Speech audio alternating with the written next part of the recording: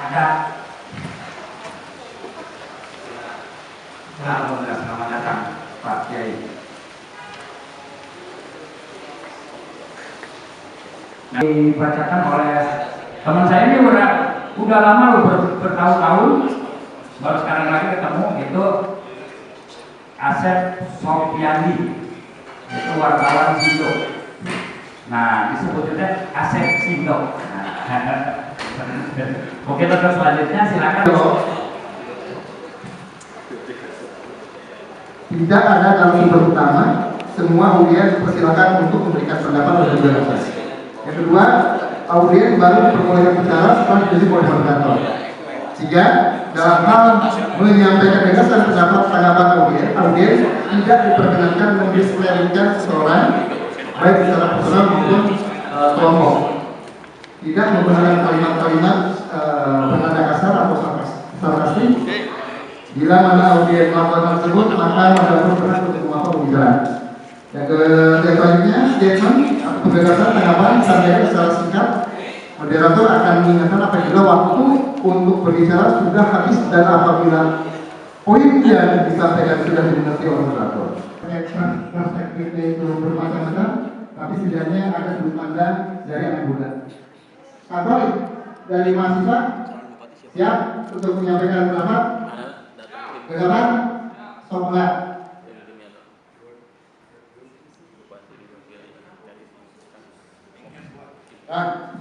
Ayo.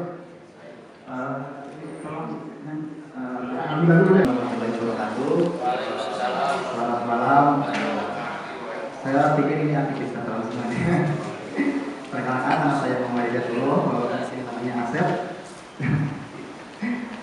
Saya dari, bisa dikatakan mahasiswa karena baru lulus pada bulan Desember.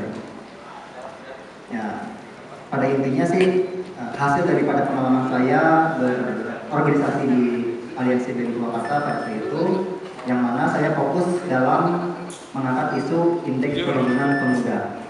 Nah, jadi sudut pandang terkait ataupun perspektif saya terkait Purwakarta, yang pada intinya saya menarik lebih spesifik, lebih mengerucut bahwa terkait indeks perlindungan pemuda, bahwa Purwakarta itu minim akan pendidikan. Karena melihat daripada Purwakarta dalam angka bahwa mahasiswa itu hanya 12%, Bapak-bapak dan Ibu. Dalam artian berarti masih minimnya siswa yang melanjutkan kepada tahap perguruan tinggi. Kenapa saya menyoroti daripada bahwa yang melakukan ataupun yang masuk ke dalam perguruan tinggi itu hanya 12% dan itu sangat krusial, karena bagi saya pendidikan itu penting. Kenapa penting? Karena pendidikan itu bisa merubah cara hidup, pemikiran cara hidup sendiri. Di Purwakarta itu kurang, karena hasil daripada audiensi kemarin yang saya dapat dengan pemerintahan daerah, bahwa masyarakat Purwakarta kalah saing dengan warga pendatang. Dan ketika dirasionalisasi, yaitu benar juga, karena 12% mahasiswa itu di Purwakarta hanya 12%. Sedangkan kampus yang ada di Purwakarta itu ada, yang saya ketahui ada 18%. Kan gitu. Berarti kan ini sebuah persoalan. Mungkin itu Pak yang saya perspektifkan untuk dalam segi pendidikan.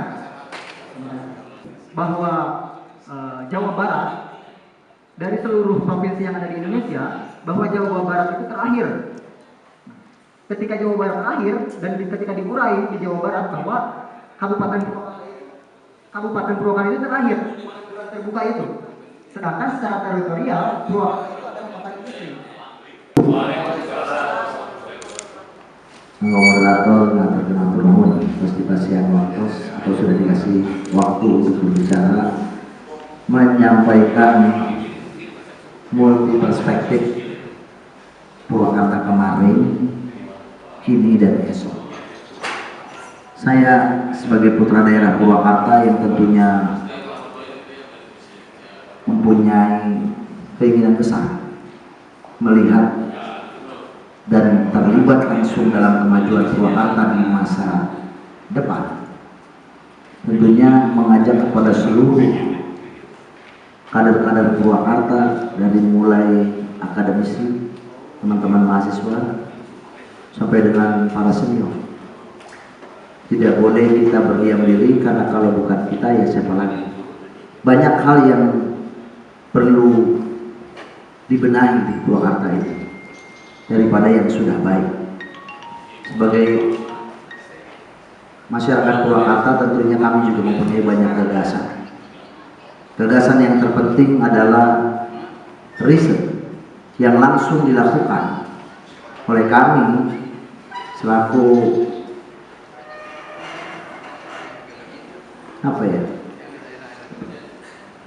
orang yang sering jalan-jalan lah ketemu dengan masyarakat.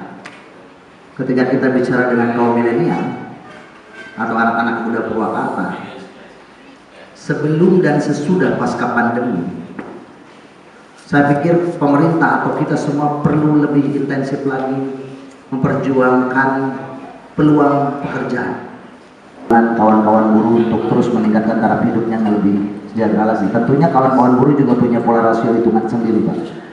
Memang betul kalau dibandingkan dengan wilayah yang di luar Jawa Barat atau di wilayah lain di Jawa Barat, Purwakarta termasuk salah satu yang memiliki UMK yang cukup baik.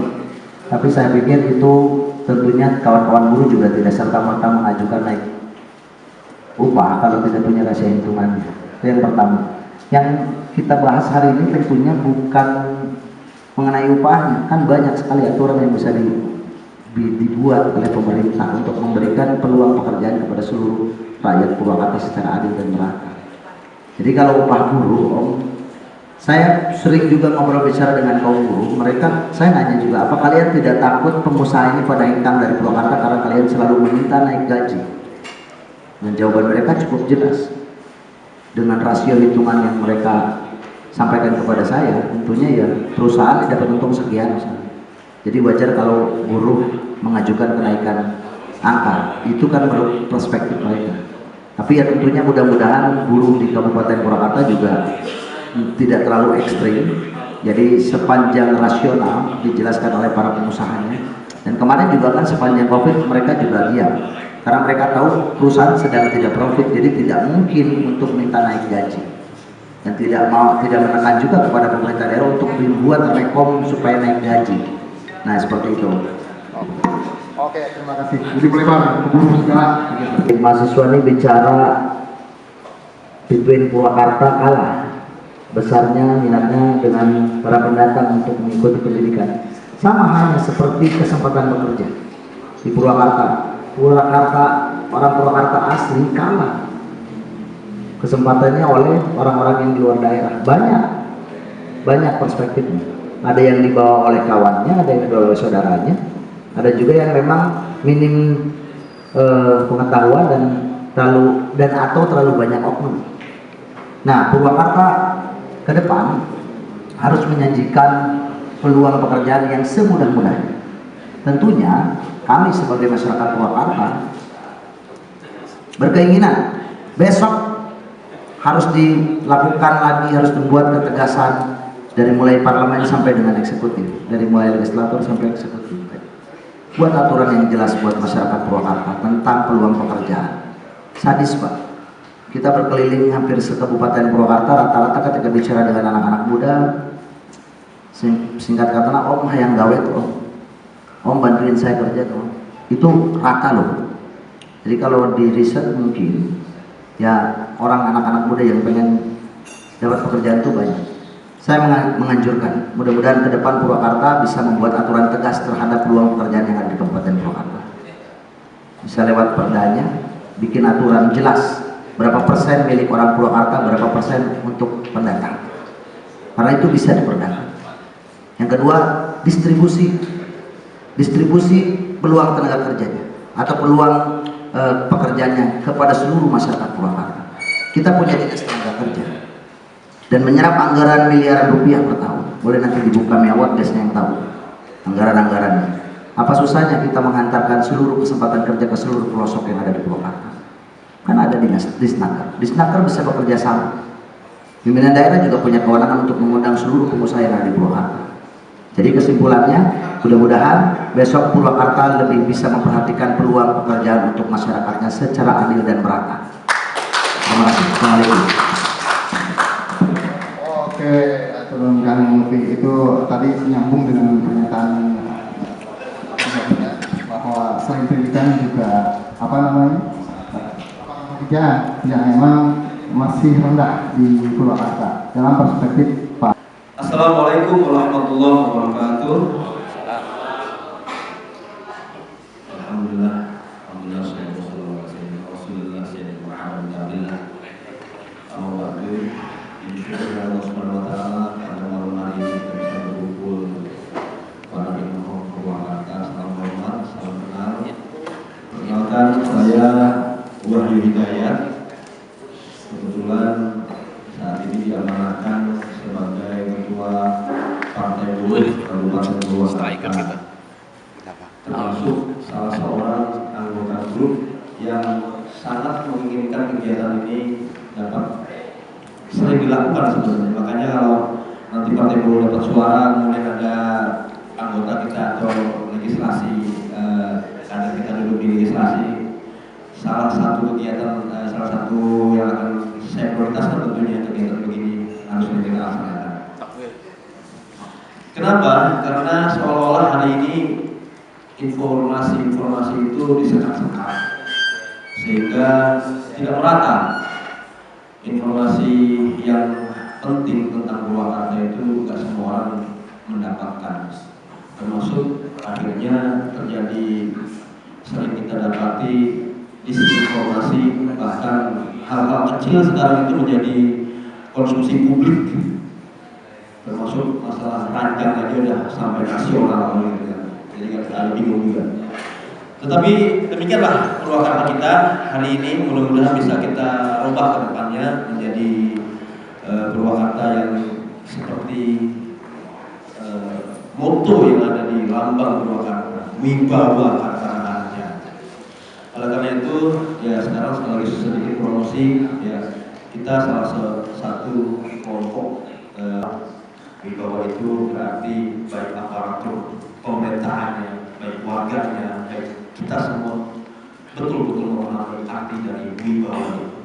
Wibawa berarti kita memiliki kemampuan, memiliki kapasitas sehingga kita bisa dianggap sebagai orang yang mumpuni, berkompeten, punya kompetensi tersendiri, tetapi tetap mempunyai akhlak atau dipekerti yang baik.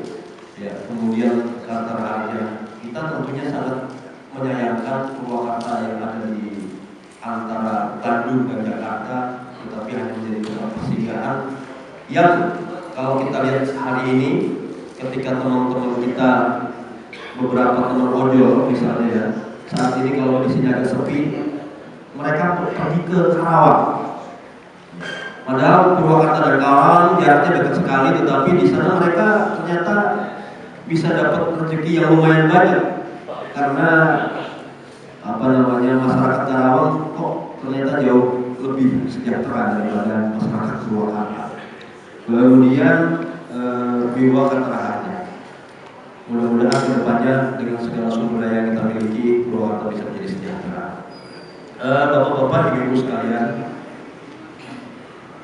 kalau kita bicara tentang tadi yang disampaikan oleh adik kita Hidayat juga dengan Lutfi, tentu kembali kita akan biasanya kelompok buruh ini menjadi terdakwa gara-gara upahnya tinggi nih, pabrik pada pindah.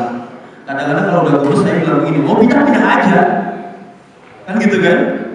PT Dada itu bangun itu bukan karena PT Dada orang-orang Purwakarta yang nggak mampu memberikan keuntungan.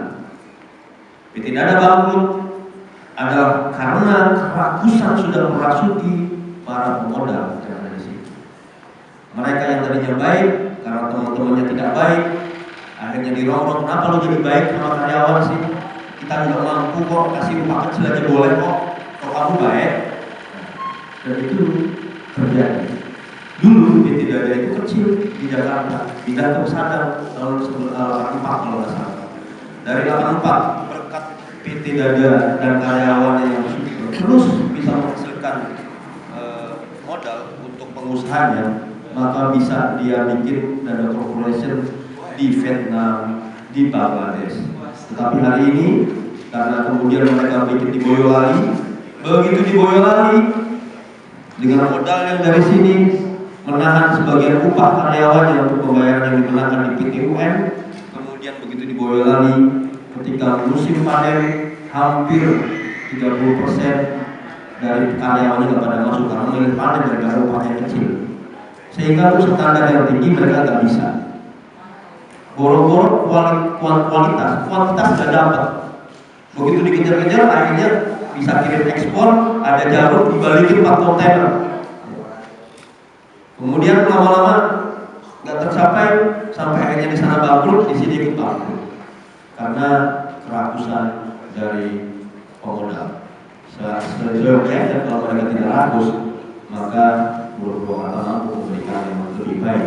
Buktinya bisa memberikan penghasilan yang lebih. Nah, kembali ke laptop tadi, ketika ditanyakan apakah upah buruh berpengaruh. Di dunia ini, di belahan manapun terjadi perseteruan antara kelompok pemodal dengan kelompok hak mereka yang dicuri oleh para pengusaha yang rakus.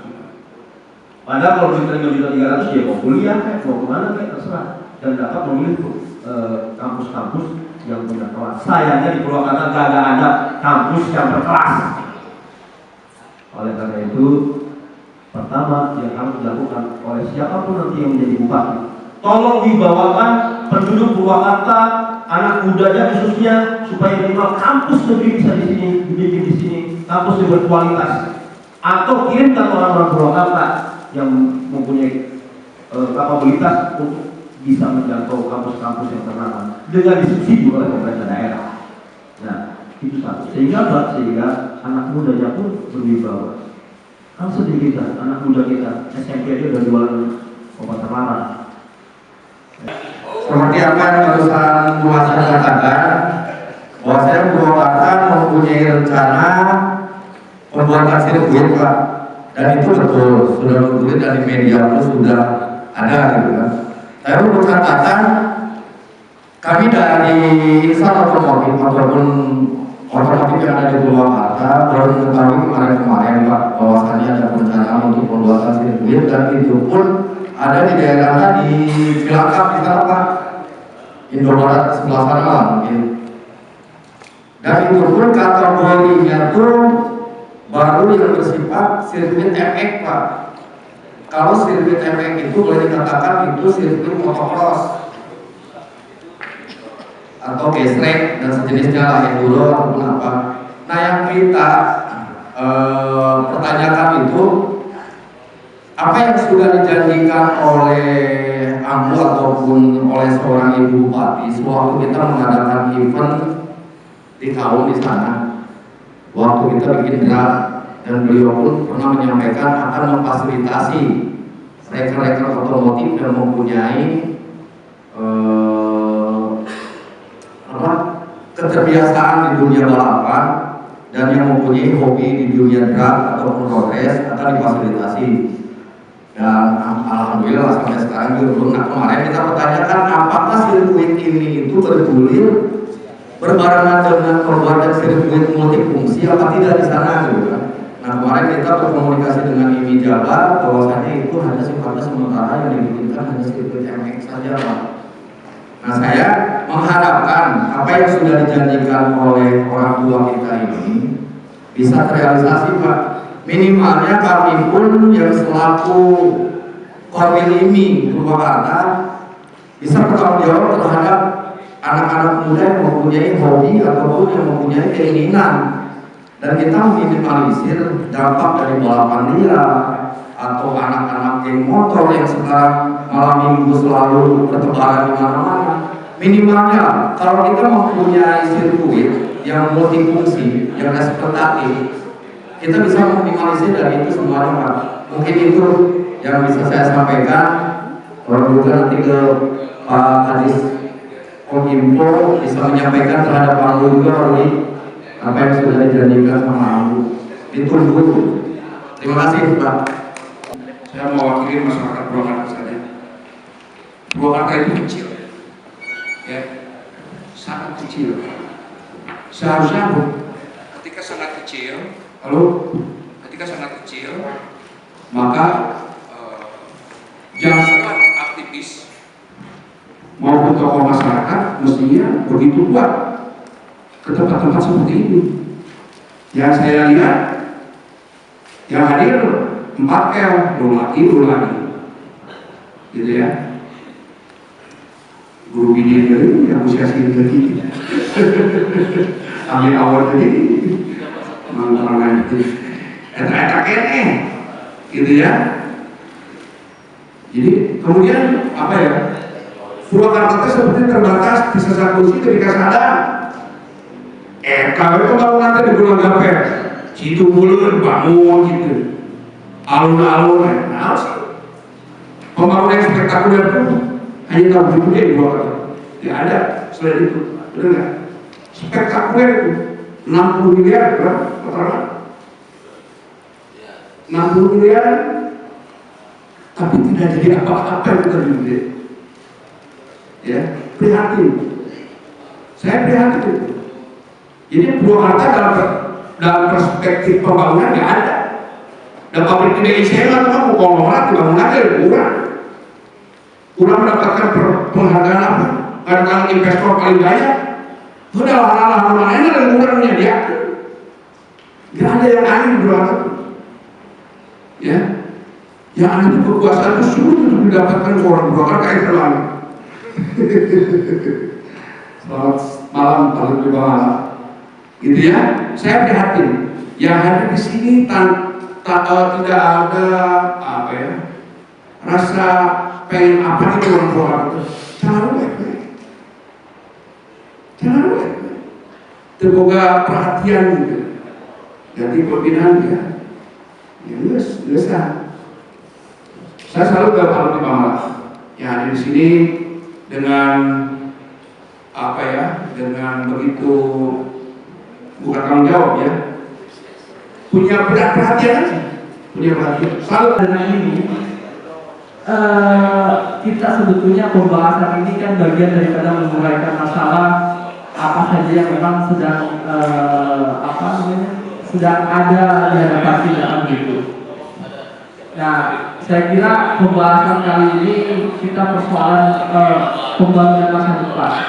Bagaimana wajah Purwakarta masa depan yang akan datang gitu. Sehingga Purwakarta ini sebagai etalase pembangunan yang memang bisa kita perlihatkan kepada masyarakat umum bahwa Purwakarta ini sebagai Purwakarta yang baik, sebagai contoh-contoh pembangunan yang memang berdasarkan kebutuhan masyarakat. Jadi tadi saya baca juga bagaimana pembangunan daerah itu bukan hanya bermodal persoalan aspek ekonomi dan aspek hegemoni kekuasaan juga, tetapi pembangunan daerah harus dilibatkan dalam persoalan standar norma.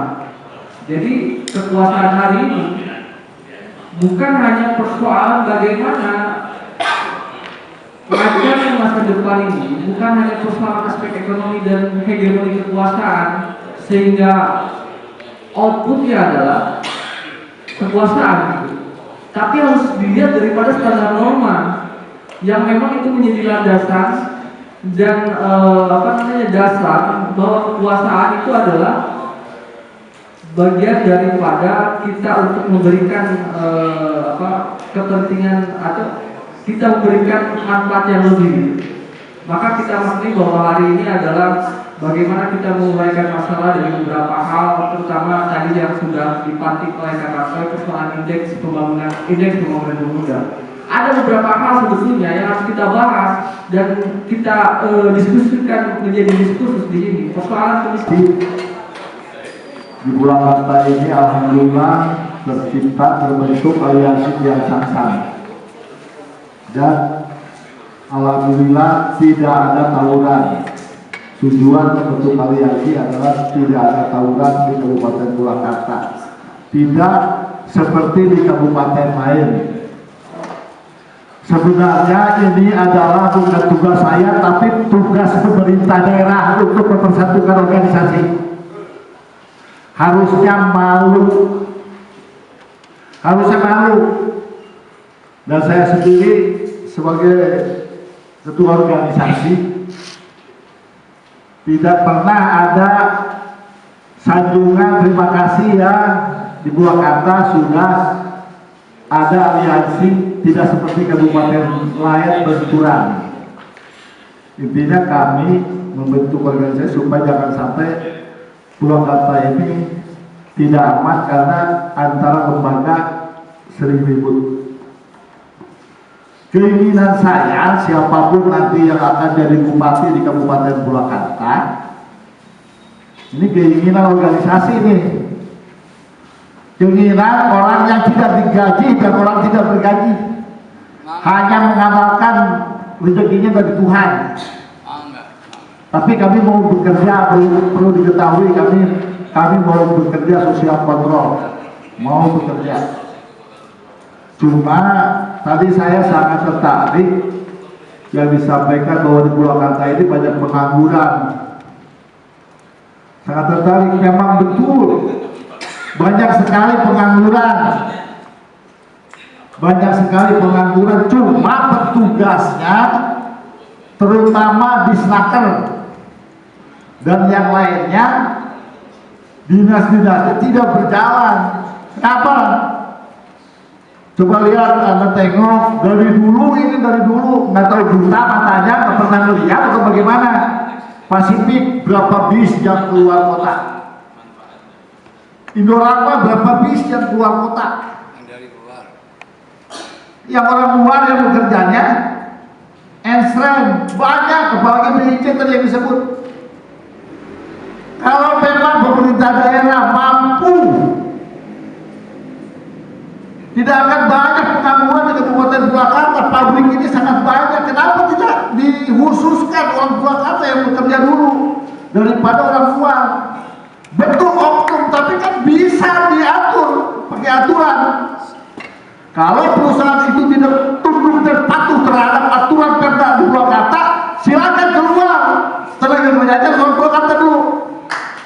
Kan bisa seperti itu. Makanya kalau jadi pemimpin harus punya power, keberanian, berani menyatakan sikap. Saya ingin nanti ke depan calon-calon bupati harus berani. Jangan jadi banci. Jangan jadi banci, harus berani. Berani memperjuangkan aspirasi masyarakatnya. Seperti itu. Jangan tidak berani nanti saya ingin siapapun nanti yang jadi ini untuk ke depan. Di sini kebetulan banyak calon-calon yang diundang tidak hadir, yang tidak hadir aja sudah tidak menghargai. Di situ ada nih, alhamdulillah di Pak Bijen ada nih, lalu yang lain lagi mungkin Pak Ipan mana diundang katanya, yang lainnya tidak hadir. Itu kan tidak menghargai berarti. Untuk kemajuan Purwakarta ke depan, untuk perempuan kedua bangsa juga diundang hari ini. Tapi juga, yaitu masih mungkin takut atau seperti apa itu, mungkin karena hujan. Tapi kita berdoa untuk semuanya, mudah-mudahan nih setelah ini akan lebih semangat lagi untuk hadir. Ingat, bukan untuk pribadi tapi untuk Purwakarta ke depan, supaya ada perubahan yang maksimal. Tadi yang disampaikan sama Bung Advokat benar itu. Tidak ada kemajuan yang berkata ya. Tidak ada, apalagi penganggurannya. Coba, nih saya sangat salut sekali generasi penerus nih, mahasiswa. Yang harus kita pikirkan bersama, bagaimana nih, jangan sampai ijazah keluar S1 nganggur banyak banget, malu itu. Kalau jadi pimpinan di Purwakarta, panggil semua perusahaan, tenaga kerjanya disediakan dulu yang benar. Kalau bukan orang yang tidak mengerti pekerjaan, jangan suruh jadi kepala dinas di situ. Itu tanggung jawabnya berat untuk mengangkat pengangguran Purwakarta, mengentas kemiskinan. Coba supaya pada bekerja semua. Pabrik segitu banyaknya di Purwakarta, pengangguran selalu bertambah, kan malu. Malu, harusnya mundur. Kalau saya jadi bupati ya, kalau saya nih jadi bupati, saya jamin bisa lebih maju lagi Purwakarta. Jalan mundur. Iya, banyak itu potensi yang untuk bisa contoh tadi itu pabrik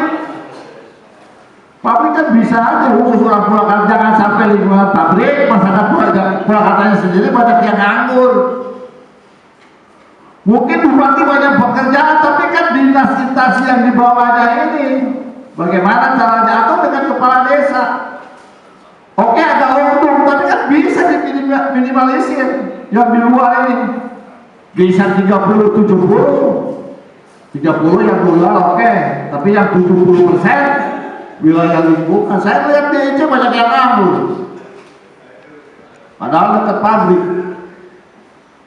Nah ini saya ingin ke depan ini siapapun yang jadi ini harus ada yang berani bagaimana Purwakarta ini mengurangi tingkat pengangguran. Ya bukan untuk siapa, mungkin bapak-bapak juga punya anak. Nanti bisa lebih gampang lagi mencari pekerjaan. Kan malu orang Purwakarta di lingkungan pabrik nggak bisa bekerja di pabrik, itu sangat malu. Ya, ini keinginan dari saya ini sebagai orang organisasi, sebagai masyarakat Purwakarta. Jadi satu bahan masukan, artinya yang positif. Menyimak dari apa yang terjadi, sebetulnya kan ada ujung pangkal. Ada dalam satu teori bahwa teori Bermuda Triangle, jadi 3. Kenapa ada sinergitas yang terputus? Dalam sebuah negara ada 3 komponen penting. Ada people power, ada political will, adanya di legislatif, dan ada political eksekutif, adanya di government atau pemerintah.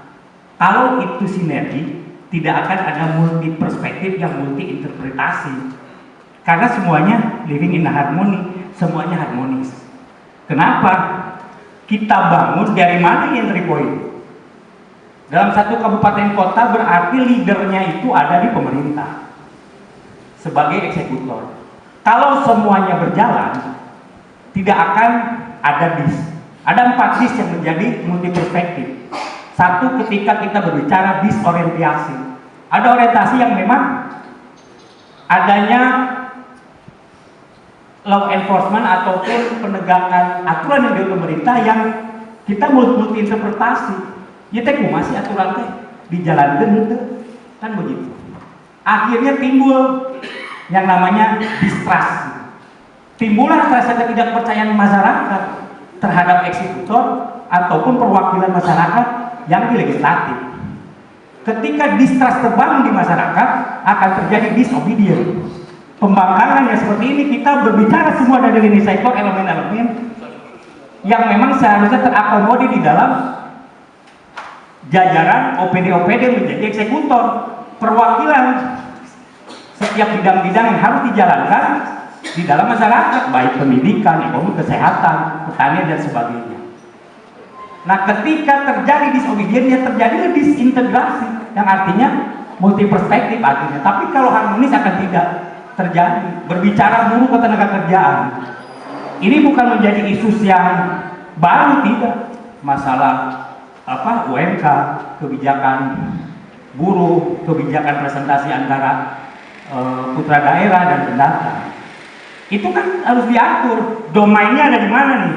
Bekerjalah dengan baik dinas tenaga kerja, kan sudah ada perdanya. Perkuat lagi dengan pergub yang mengatur secara detail, laksanakan dengan baik. Kalau ada kekecewaan berarti tidak dilaksanakan dengan baik, itu eksekutor, kan begitu. Nah, ajuan-ajuan ini kan datang dari masyarakat. Saya juga sering mengamati pembangunan terjadi kan berawal dari masyarakat. Ketika satu package APBD itu lahir dari musyawarah pembangunan desa, kecamatan, kabupaten, itu kan usul APBD di sana lah. baik dari kegiatan-kegiatan yang diajukan ataupun saran-saran yang diinginkan oleh masyarakat. Kedua, ada perwakilan kita, yaitu pokok pikiran atau aspirasi yang ditampung oleh mereka. Itu yang menjadi salah satu elemen dari postur APBD. Yang ketiga, kalau dinasnya inovatif, artinya ada satu tanggung jawab besar ketika dia diberi mandat untuk menjalankan dinasnya, akan ada inovasi program kegiatan. Ya punten yang saya amati, APBD itu kan tidak ada yang murni memang sesuai dengan perjalanan. Yang ada diatur ya dinasnya sakitnya isaki akhirnya dipaksakan lah. Yang penting nomenklaturnya masuk. Kan itu. Kalau semuanya dijalankan dengan baik, tidak akan ada seperti ini, tidak. Mau urusan kepegawaian, pendidikan. Nah, urusan pendidikan pun berfungsi tidak. Kemarin kita di Kes Bangkual ada satu masukan bahwa bikin dong perda tentang kepemudaan di Kabupaten Purwakarta yang mengatur tentang pemuda. Saya juga miris ketika saya berjalan-jalan di security ada satpam, ditanya orang anu sementara pribumi tidak bekerja. Itu salah satu yang saya lakukan kan gitu, survei. Nah, kekecewaan yang terjadi sebetulnya kan entry point-nya ada di pemerintah. Pemerintah harus punya kewibawaan, harus punya integriti, ada punya kewibawaan pemerintah gitu. Jangan sampai pemerintah kalah oleh pengusaha. Jalankan dong peraturan-peraturan yang dibuat. Kan semuanya kos, membuat perda kos. Tapi kalau tidak dilaksanakan, ngapain? Hanya nambah-nambah program kegiatan yang akan dicantumkan dalam program kegiatan yang ada di APBD. Semua itu berawal dari ketegasan pemerintah di situ. Nah, jangan sampai ada satu lagi, tidak adanya keterbukaan informasi. Saya yakin ketika masyarakat misalnya mengakomodir di sebuah desa dalam sebuah musyawarah pembangunan yang mereka inginkan ataupun kecamatan, tidak akan semuanya tahu. Kan akhirnya diatur dan disesuaikan. Ini yang terjadi, akhirnya tidak ada sinergi, tidak ada tujuan yang tercapai. Kan perjalanan ada keinginan, tujuan dan hasilnya. Jadi jangan sampai memaksakan diri. Oh, kenapa terjadi urusan buruh seperti itu? Tidak ada kewibawaan pemerintah untuk menegakkan itu. Apa yang dikatakan rekan saya Kang Haji Sela betul. Coba pemerintah itu betul-betul tegas lah. Misalnya sebagai bupati, sebagai eksekutor. Begitupun dewan. Fungsi legislasinya jalankan dong. Fungsi pengawasannya jalankan dong. Fungsi budgeting oleh eksekutif biasa. Ngapain ada fungsi budgetingnya di legislatif? Itu semua harus terbuka. Saya yakin hari ini ketika saya sebagai warga masyarakat ingin mengetahui ini secara detail pernomenklatur bahwa postur APBD itu peraturan bupati tentang penjabaran tidak akan pernah dibuka kepada publik, padahal isinya adalah keinginan publik semua. Disitulah mereka bermain. Ketika ada bermain, ya hancurlah ke depannya. Ada keinginan-keinginan yang tergerus di sana. Nah, ini yang terjadi. Kalau saya harus mendiskreditkan, kan tadi sudah ada batasan-batasan yang disampaikan. Jadi tidak lebih general saya membahas. Dia sampaikan kepada siapapun nanti bupatinya. Kemarin adalah kekurangan, ya silakan perbaiki. Hari ini dan esok harus ada perubahan besar-besaran. Di mana titik awal entry point-nya yaitu government policy. Di sana ada peraturan daerah, ada peraturan bupati, tapi dijalankan. Dan jangan kalah oleh pihak pemerintah, tidak boleh kalah oleh pengusaha. Kalau pemerintah kalah oleh pengusaha yang ada memaksakan diri, akhirnya terjadilah disintegrasi di masyarakat. Banyak kekecewaan baik tadi pendidikan, salah satunya itu, ataupun dari ketenaga kerjaan. Kalau ditata dengan benar, peraturan sudah ada dijalankan, insya Allah tidak akan ada hal yang seperti ini, nggak ada. Kan hal isu ini tuh bukan isu baru. Saya yakin dari tahun ke tahun itu selalu ada. Karena kewibawaan pemerintah setengah-setengah. Sakit aja sekalian. Ketika Anda mau berinvestasi, ini loh aturannya. Kan begitu. Ketika tidak menjalankan aturan, ya eksekusi, ada punishment. Ada sanksinya dijalankan. Jangan sampai terganggu oleh hal yang sifatnya di luar teknis kan. Yang non teknisnya ini nih yang menghancurkan semuanya. Saya punya harapan ke depan. Ya atas nama lembaga swadaya masyarakat, saya akan menjalankan fungsi kontrol. Dan satu lagi yang dikatakan oleh koordinator bahwa hari ini harusnya ada harapan besar Forkompimda itu memberi apresiasi terhadap kami. LSM di Kabupaten Purwakarta sudah kondusif sama-sama, dan sering kita mengkritik legislatif ataupun eksekutif, tidak ada apresiasi. Padahal ini salah satu garda terdepan. Mari kita bersinergi, banyak potensi-potensi yang ada di kami. Bahkan mungkin secara knowledge kita juga tahu. Terkadang juga kita miris. Ketika kita mengajukan sesuatu, belum apa-apa sudah gerah terhadap kami. Tidak seperti itu juga. Kita tetap on the rule by the track. Aturan tetap kita kedepankan. Tidak pernah kita tidak keluar jalur daripada itu. Tidak. Nah, kalau harmonisasi ini dijalankan, betapa indahnya Purwakarta. Dan satu lagi, jangan dimonopoli oleh satu kelompok tertentu, karena semua juga masyarakat.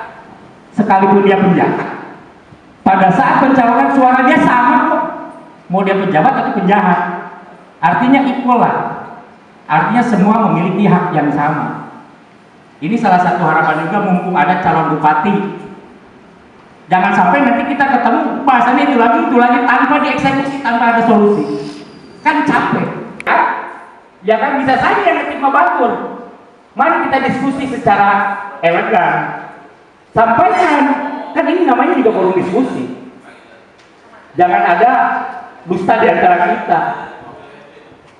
Ya Purwakarta kan multi perspektif. Kalau perspektif saya yang positifnya silakan. Tetapi juga ada hal yang harus dikritisi. Agenda daripada silaturahmi PSC yang mengandung tema tokoh berbicara kemarin, hari ini dan esok. Saya amati seakan-akan secara umum dan juga harapan untuk esok aja. Kita mencoba, saya melihat dari apa yang tadi disampaikan oleh panitia, latar belakang daripada ini sejauh mana Purwakarta yang kemarin, hari ini dan esok. Suatu daerah maju tidak maju dan bagaimana prospek pembangunan itu tergantung kepemimpinan. Nah, kita bicara Purwakarta kemarin gimana sih? Purwakarta hari ini gimana? Besok gimana?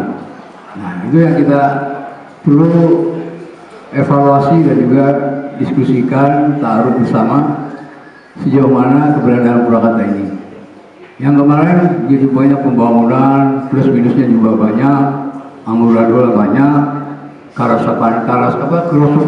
kerasukan setan kayak banyak. Kita faktanya sampaikan, bahwa yang kemarin plus minusnya begini ini, lebihnya ini, lebihnya ini, kekurangan ini. Yang hari ini sama, karena manusia itu sampai akhir hayat tuh pasti ada plus minus. Dan yang plusnya atau minusnya kesempurnaan itu masih jauh. Nah, kita evaluasi. Nah, barangkali hari ini yang hari kemarin sudah bagus, apanya ada minusnya. Nah, mungkin minusnya karena kerasukan setan, iblis, setan atau apa juga akhirnya menjadi banyak kegaduhan. Fakta itu bicara apa? Tapi itu bukan edukasi tergantikan, terjadi suksesi. Masuklah buana yang sekarang. Kita tidak semua, pasti ada banyak juga plus-minusnya. Dan manusia begitu, kita juga sama. Ada yang sempurna. Evaluasi sejauh mana bisa diperbaiki suatu kepemimpinan, keimam kita. Nah, kalau kita semua yang hadir ke masyarakat Purwakarta ini perlu dievaluasi, perlu tinjau kembali kepemimpinan tersebut, ya silakan. Nah, saya melihat agenda itu seperti ini hari ini. Kemudian yang kemarin untuk esok, nah kalaulah terjadi memang sukses itu perlu, siapa kira-kira tokoh-tokoh yang ada di Purwakarta? Oh, ada calon si A, si B, si C, si D. Ternyata nggak ada yang muncul hari ini. Kalau ngajar, nggak ada keberanian artinya, nggak ada serius. Nah, Ada harapan kan kalau kita kan mereka tuh hadir, sampaikan ada niat untuk perubahan ataupun juga untuk percepatan. Nggak ada yang jelek, semua juga bagus. Saya mungkin dalam menyikapinya ada yang cepat, ada yang tidak konsisten, ada yang luka ganggu kerasukan setan dan perjalanan. Akhirnya program bawahnya penggol gitu. Itu terjadi, faktanya dia bicara semua dikasih menyaksikan. Nah, kita evaluasi perlu nggak nih? Nah, untuk besok untuk berbicara ini tercipta di suatu daerah, yaitu pasti salah satunya ada untuk memajukan kesejahteraannya. Berbicara kesejahteraan terlepas dari yang namanya kemiskinan. Yang saya ingin perjelas di sini, yang saya ingin bicarakan saat ini yaitu adalah di poin kemiskinan. Yang ingin saya perjelas, mengapa masyarakat miskin dari seluruh keluar dari lingkaran kemiskinan. Terdapat 3 penjelasan menurut saya mengenai penyebabnya, itu adalah yang saya ingin perjelas yaitu di aspek struktural. Struktur sosial masyarakat di Indonesia seringkali membuat orang miskin sulit mengakses layanan sosial untuk memenuhi kebutuhannya. Nah, banyak aturan atau kebijakan yang kurang struktur, banyak layanan sosial yang kurang aksesibel untuk warga miskin. Misalnya layanan pendidikan, sekolah unggulan yang mudah diakses oleh anak-anak yang berada. Layanan kesehatan yang berkualitas hanya mudah diakses oleh warga yang berduit. Meskipun saat ini pemerintah sudah berupaya yang mengurangi kesenjangan ini, tapi realitas yang saya lihat pada saat ini masih menunjukkan hal tersebut. Ditambah pula akhir-akhir ini kita disuguhkan dengan yang namanya data per data atau kemiskinan, entah dari BPS lah, entah dari yang mana lah. Nah, di situ kita menunjukkan adanya program dan solusi yang tepat untuk mengentaskan angka kemiskinan tersebut. Dan saya harapkan sebagai mobil muda, saya harapkan itu coba solusinya seperti apa dan programnya seperti apa, gitu. Mungkin kalau itu menghapus angka kemiskinan itu tidak mungkin, karena di setiap negara pasti ada yang miskin, gitu. Setidaknya bisa mengurangi. Nah, mungkin itu saja dari saya. Mungkin pemerintah bisa memberikan solusinya. Terima kasih. Assalamualaikum warahmatullahi wabarakatuh. Walaupun tadi saya di WA oleh beberapa orang masih di mana dan saya masih acara, saya akan tetap menyempatkan di sini karena yang mengundangnya adalah mentor-mentor saya, senior saya. Ya, saya ingat betul dulu itu Kang Deno ngajarin saya pada mulai dari tahun 96. Dia waktu zaman bupatinya Pak Benyamin Yuki, dan di situ selalu di media Kang Deno itu selalu ada foto saya.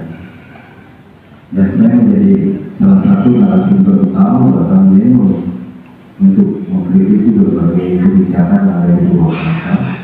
Dan pada saat itu saya masih anak muda, sehingga saya bilang Kang Deno, enggak apa-apa ini, enggak, pokoknya udah nanti saya cari itu Kang Deno. Dan tepuk tangan buat Kang Deno. Nah, dia yang kalau kita berbicara persoalan mengintegrasikan pembangunan yang ada di Indonesia dari kota, ini kita harus tahu yang pertama menyebut istilah menyebut Purwakarta dalam Deno. Sebab apa? Sebab dulu dia lah yang mengatakan pertama satu-satunya orang mengembang wisata di Purwakarta ini ada desa. Itu Kang Deno wisata. Terus yang kedua Kang Tatang. Kang Tatang itu yang ngajarin saya nulis. Nih kalau saya itu waktu itu belum bisa nulis, tapi saya sudah diangkat jadi penasehat IMSI pada zaman Pak Deni Kolektor. Nah saya malu kan saya nggak pernah biasa nulis, jadi Tatang yang ngajarin saya nulis. Nah, jadi ini cara nulis itu begini, cara nulis itu begini. Saya bilang nulisnya di mana dulu zaman ada komputer.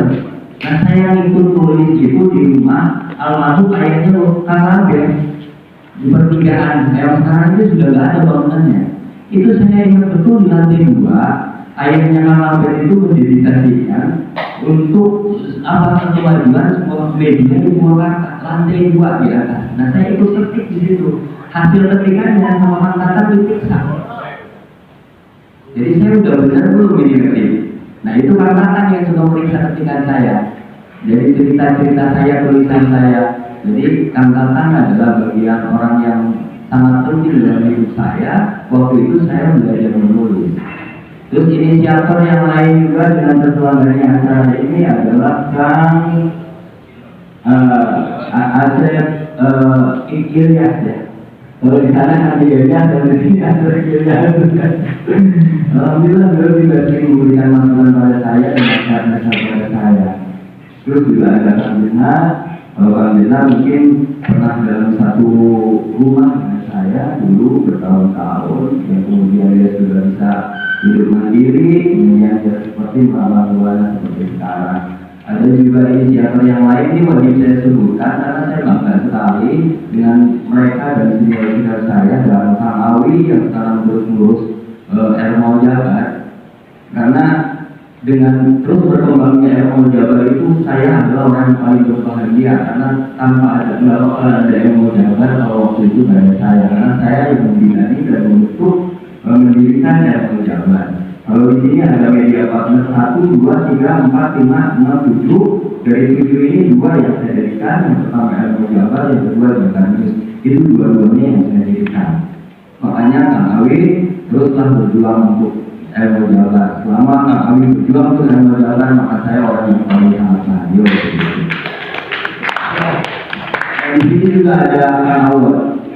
Kang Awon itu, ini saya kasih tahu, saya kan terus banget dulu, ya makan saya sedikit. Dari sekian apa yang dia katakan pada saya, ada satu yang saya ingat. Ulil nanti tegak mana saya. Itu apa? Dan itu saya ingat betul sampai sekarang, sehingga itu ketika Kang Awon ngomong kayak gitu, 2 minggu saya latihan gini supaya sedih. Namun pagi, namun dia mau ngomong. Padahal aku sudah hari saya lagi gitu. Nah itu kalimat Kang Awon yang selalu saya ingat untuk saya itu. Entah Kang Awonnya masih ingat atau lupa pada saat itu. Ya, karena saya waktu saya masih belajar berjalan kan saya agak lumpuh. Nah saya selalu ingat sama Kang Awon. Terima kasih dan Kang Awon, mudah-mudahan sehat terus dan selalu disukseskan terus. Tepuk tangan buat Kang Awon.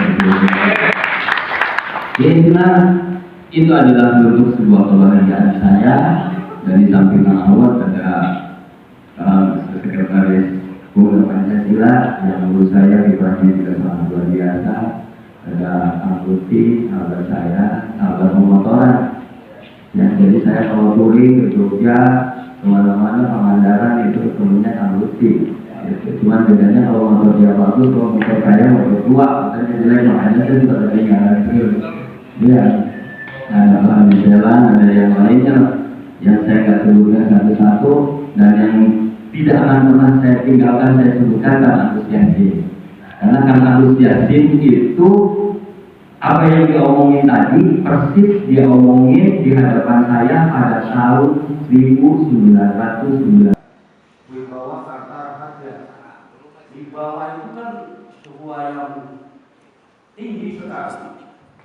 Ya kata itu kan kehidupan, rahasia. Maka ini belum menyentuh ke slogan itu.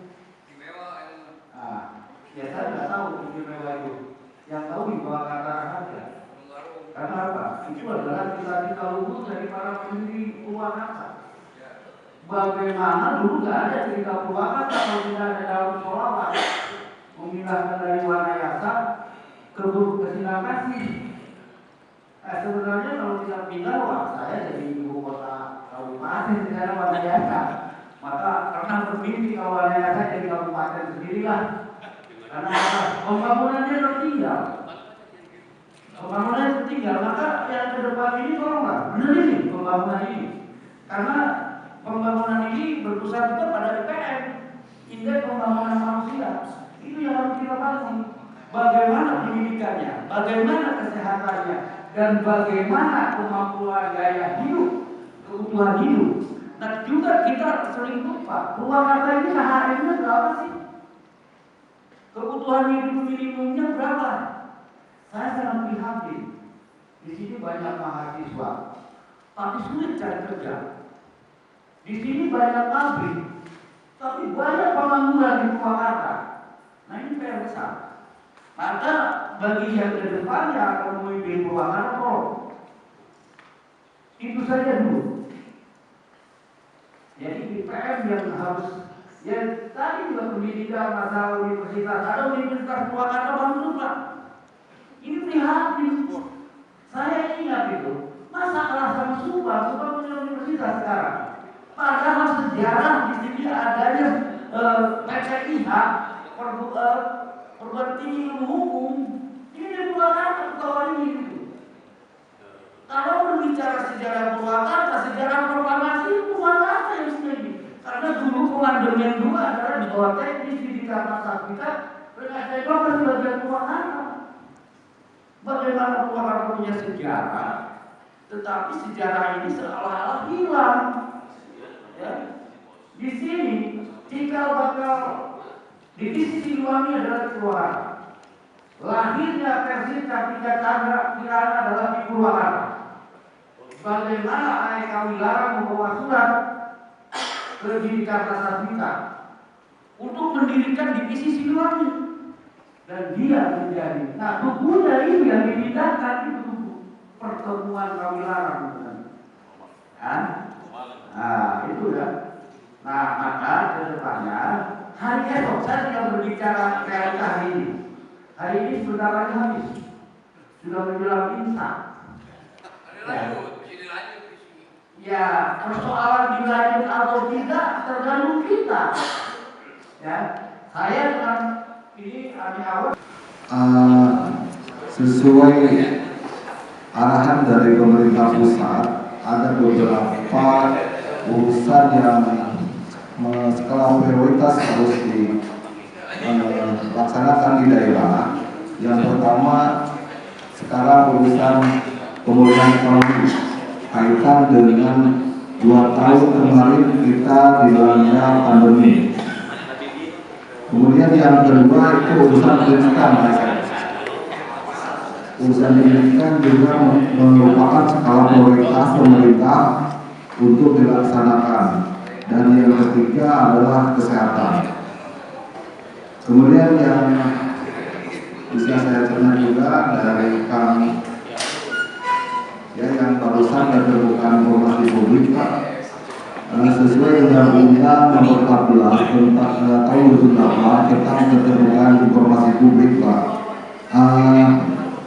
Yang namanya informasi itu ada 2 kategori Pak. Ada kategori yang wajib diberikan bagi pemohon dan ada yang dikecualikan. Sementara dari informasi yang wajib diberikan ada 3 urutan Pak. Yang pertama informasi serta-merta, kemudian informasi berkala, kemudian informasi setiap saat. Kalau informasi serta-merta itu tanpa diminta pun oleh masyarakat wajib kita berikan Pak. Seperti bahaya wabah pandemi kayak tahun yang lalu itu walaupun tidak diminta oleh masyarakat, kami pemerintah daerah wajib menginformasikan kepada masyarakat. Kalau secara berkala itu seperti laporan keuangan dan lain-lain Pak. Beberapa hari yang lalu pun kami ada salah satu pemohon perorangan dari luar Purwakarta itu minta informasi biodata bupati, wakil bupati, dan seluruh pejabat eselon yang ada di PMK Purwakarta beserta keluarga. Nah, kami tidak bisa memberikan karena ada ujungnya dengan keluarga dan alasannya pun tidak ada Pak, tidak disebutkan untuk kepentingan apa, kecuali untuk kepentingan riset atau lain sebagainya kami paham. Sehingga mereka mengajukan sengketa informasi kepada Komisi Informasi Jabar, Pak. Kami diundang selama 2 kali berturut-turut, tapi si pemohon tidak hadir. Secara aturan, kalau 2 kali berturut-turut si pemohon tidak hadir, maka sengketa digugurkan. Dan alhamdulillah kemarin sudah kami laksanakan selesai selama 2 kali sidang, si pemohon tidak hadir, Pak. Tapi kalau informasinya yang bagi diberikan itu masuk akal, kami selalu menjawab, Pak. Seperti ada permohonan informasi tentang pengadaan kegiatan-kegiatan di semua UPD, itu kami informasikan, Pak, kami jawab.